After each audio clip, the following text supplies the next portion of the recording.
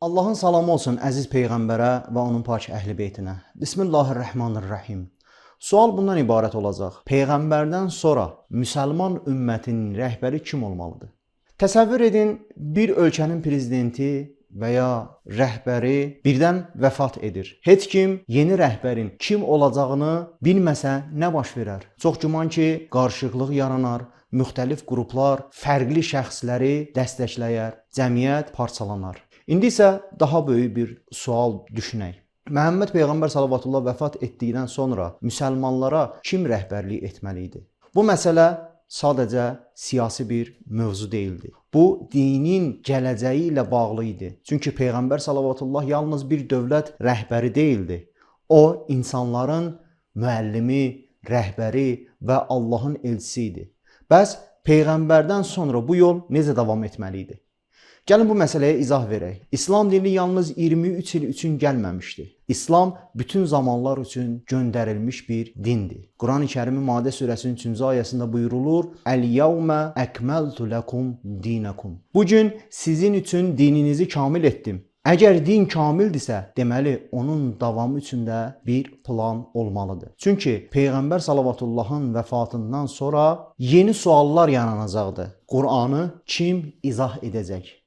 Dini hökmləri kim açıqlayacaq və müsəlman cəmiyyətini kim idarə edəcək? Bu sualların cavabsız qalması mümkün deyildi. Allah hikmət sahibidir. Belə böyük bir dinin rəhbərliyini təsadüfə buraxma Allahın hikmətinə uyğun olmazdı. Gəlin bunu gündəlik həyatımızdan sadə bir nümunə ilə düşünək. Böyük bir universiteti təsəvvür edin. Orada minlərlə tələbə oxuyur. Rektor birdən vəfat edir. Universitet rəhbərsiz qala bilərmi? Əlbəttə ki, yox. Ya əvvəlcədən bir müavin təyin edir, ya da rəhbərlik sistemi qurur. Çünki belə böyük bir sistemi rəhbərsiz qoyma məntiqsiz olardı. İslam dini isə sadəcə bir universitet deyil. İslam dini milyonlarla insanın həyatını istiqamətləndirən bir sistemdir. Başqa bir nümunə təsəvvürümüzə gətirib düşünək. Tutaq ki, siz bir startup qurmusunuz və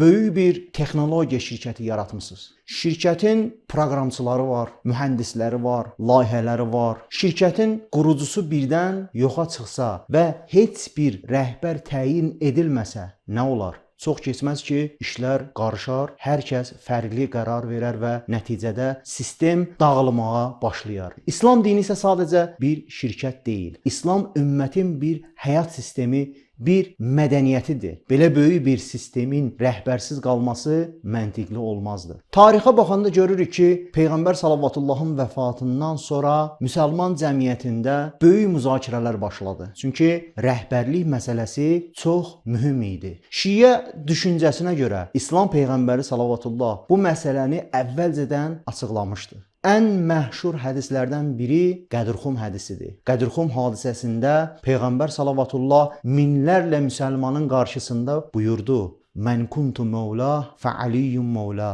Mən kimin mövlasıyamsa, Əli də onun mövlasıdır. Bu hadisə İslam tarixində çox mühüm hadisə sayılırdı. Quran-ı Kərimin Maide surəsinin 55-ci ayəsində belə buyurulur: "İnnəmə valiyyukumullahu və rasuluhu vəllezina amanu." Həqiqətən də sizin vəliniz yalnız Allah, onun rəsulu və iman gətirənlərdir.